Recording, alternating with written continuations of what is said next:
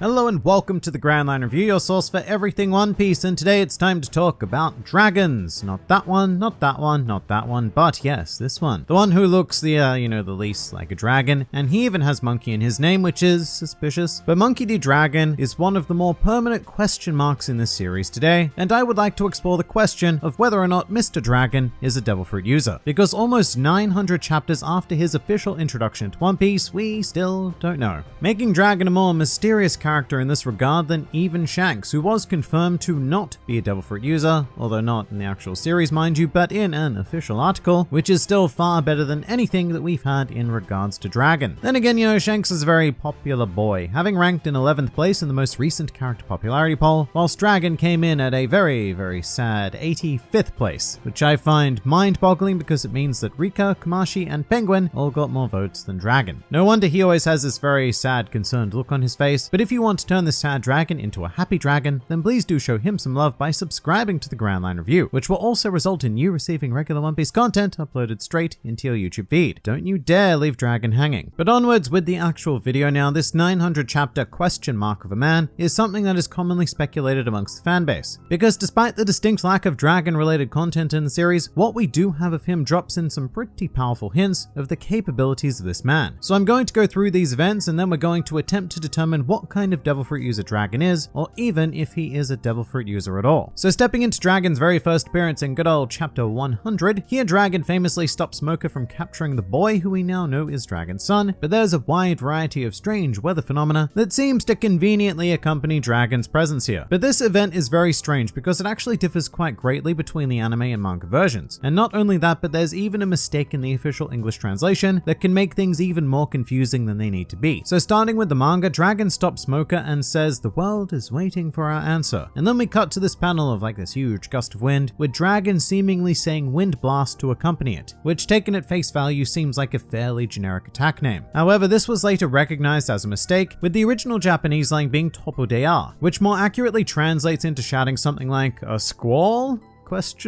And in retrospect, it was almost certainly said by a random marine or perhaps even Smoker rather than Dragon. So this is kind of a tricky thing because this mistake does, for better or worse, heavily imply that Dragon is the individual controlling this wind, which could still very much be the case, and we'll add some evidence to that later, but this particular instance is an error. Meanwhile, the anime actually cut this line entirely. Dragon says the world is waiting for our answer, and then the wind just kicks in without someone yelling about it, which you would think might make the situation more ambiguous, but the anime also did something very, very interesting to say the least, which is how it would depict this force of wind. Essentially, the sky turned a very interesting shade of emerald green, and we proceeded to see this super stylized gust of wind, which looked to be very non-natural wind. And the whole scene retains this greenish tinge to it, which can be taken as a tangible cue connecting it to Dragon because green is heavily associated with this man being his primary color scheme and all. But fascinatingly enough, this wind also proceeds to ravage the entirety of Logtown, which I will emphasize did not happen in the manga. In the manga, it was just one short, sharp gust around Luffy's general area, and it's hard to know how to reconcile that. On the one hand, this could have been the anime staff having special knowledge, which they have certainly shown in the past, or it could have been the staff taking some creative license and greatly expanding this scene for some filler material. At this stage, the only thing that's undeniable is that this sudden shift of weather occurred coinciding with Dragon's physical presence, and on its own that would be far too speculative for my liking. However, in chapter 587, we would see another such phenomenon, and this was during the post-war arc, specifically in the time of Luffy's flashback. Basically, the nobility of the Goa Kingdom, being the pricks they are, set the Great Terminal on fire in an attempt to murder all of its lower class riffraff, when suddenly a gust of wind opens up a path straight to Dragon and his cohort of revolutionary forces. And I think this removes any sense of ambiguity I once had, because just as the original case of chapter 100 in the manga, this is a very, very controlled blast of wind, and the anime doesn't add any strange stylization this time around. And so while one instance is a coincidence, two instances becomes a pattern, and we can very comfortably tie the idea to wind and or weather control to either the presence of Dragon or the revolutionaries in general. And just to really hammer home this point about wind, in other appearances, wind is also a very emphasized element surrounding Dragon, such as during the Return to Water 7 arc where we see him staring out into the wind on Baltigo, or Ivankov's short flashback claiming that Dragon has a habit of staring out through the wind in the direction of East Blue, which is obviously where Luffy would have been at the time. So Dragon is pretty intrinsically linked to wind wind in particular being a primary feature in most of his appearances throughout One Piece, which would obviously lead into our first general area of Devil Fruit speculation, which would be the Logia realm. Now this idea has existed ever since I became a fan of One Piece, all those centuries and centuries ago, and it almost certainly existed before that. But a common thought is that Dragon is the wielder of a wind-based Logia fruit. This is a natural assumption because wind fits quite nicely into the elemental theming of Logias. And while we do have some basic stuff like fire and ice elemental fruits, the Logia class also dives pretty deeply into more abstract features of nature, such as light and darkness. So I personally see no reason why wind could be excluded as a possibility within the Logia class. The only thing it doesn't do, which I should stress it doesn't necessarily need to, is explain some of the other weather phenomena during the Logtown arc. Controlling wind is one thing, but we also had a ton of other stuff involving storms and lightning, especially the lightning strike that saved Luffy from being executed by one Buggy. However, this could all very much be simple fate at work. Throughout the entirety of One Piece, storms have been used for very fateful encounters, like the Ed War, where the Roger Pirates were saved from Shiki's armada by a fateful storm that destroyed his forces. So I don't necessarily think that we have to connect Dragon to the Greater Storm, although it would be cleaner, and I suppose there's always going to be an idea like, say, his control over wind is so great that he blew over some storm clouds from the Grand Line all the way to Logtown, or something along those lines. But a Logia is not the only solid possibility, and there are some great arguments to be made with the Zoan class as well. I'd say specifically within the mythical Zoan subclass, that is, because there happens to be a whole ton of options available, especially when it comes to the world of godlike figures. Because remember, if Sengoku can become a literal big Buddha, then this sort of stuff is well and truly in play for One Piece, meaning that Dragon could quite easily be, say, a mythical Zoan model Zeus, or a similar god that was fabled to be able to control weather and all of that good stuff. Actually, you know what? Even better than Zeus, much better, actually. Let's go for Fujin, who is a literal Japanese wind demon treated similarly to a god, and his counterpart Raijin would be another potential choice, whose powers comprise thunder, lightning, and storms, which would wrap everything up in a neat little package. Although given how strongly Dragon seems to be linked to wind, if I had to bet, I would say the former, and furthermore, the fact that both Fujin and Raijin are demons would link in pretty well with Dragon's position as a member of the D clan, being the natural enemy of the world nobles, in the same way that demons would be the natural enemy of the gods. And one other name to throw into the mythical Zoan mix might also be Susanoo, the Japanese god of storms and sea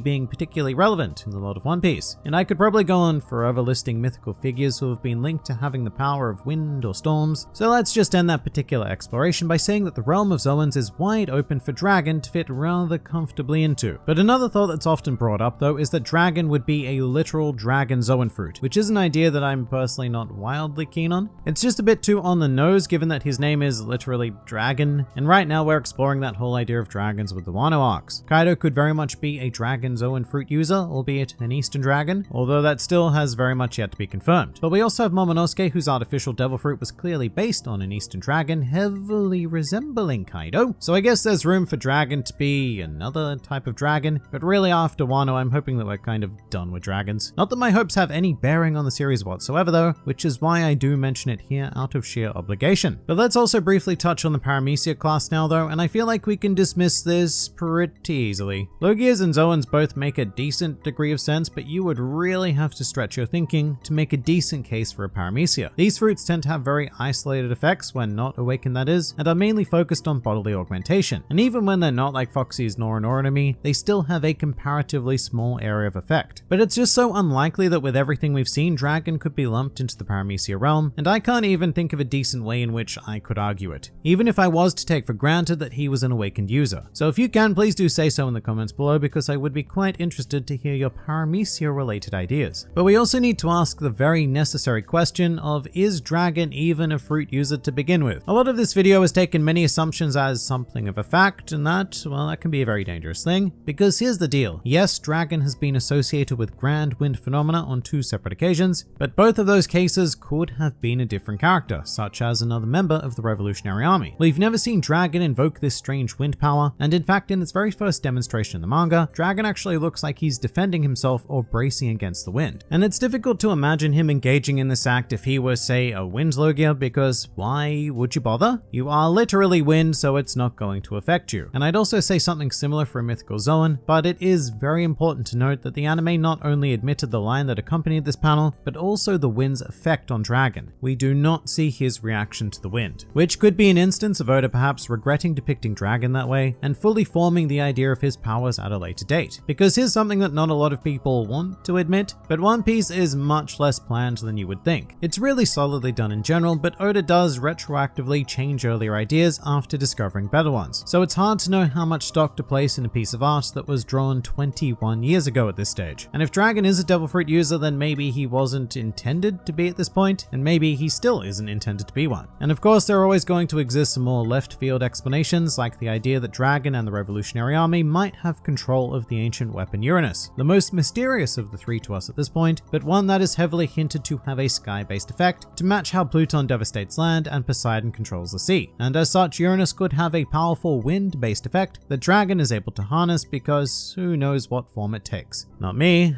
that's who. But my personal conclusion on the matter is less to do with these potential demonstrations of power and more about how Dragon is depicted when at peace on Baltigo. The situations with Logtown and the Goa Kingdom are what people tend to fixate on, but there is just something so revealing about how Dragon is depicted in his downtime. Because even in the most subtle and arguably boring points of his life, wind is still a paramount feature. It surrounds Dragon in a very unique way, especially when you consider that wind is hailed as one of the most unpredictable and destructive forces within the Grand Line and the New World. Meanwhile, in regards to Dragon, wind is startlingly predictable, controllable, and even calm. So if I had to place a bet right now on if Dragon was a Devil Fruit user, then I would probably say yes. Just because with the old Occam's razor theory, it's the simplest explanation, regardless of whether it is a wind Logia or a mythical Zoan. Every other explanation very much requires a further leap of logic, which is certainly not impossible to make by any means, but I do find it difficult to invest too much stock into those thoughts when there is a much easier alternative to latch onto. But even with that in mind, that is the beauty of One Piece, because those stranger left field ideas can more often than not become reality, and in fact ideas that absolutely no one predicted can take the stage, and as such all I can really do is look forward to the inevitable day that Dragon's powers are revealed. But what do you guys think? Please do leave your thoughts in the comments below or even join my Discord server. And if you'd like to see more videos like this, then please do go and check out some of my other content, or even subscribe to the channel for more glorious One Piece business uploaded straight into your YouTube feeds. But for now, this has been the Grand Line Review, and I'll see you next time.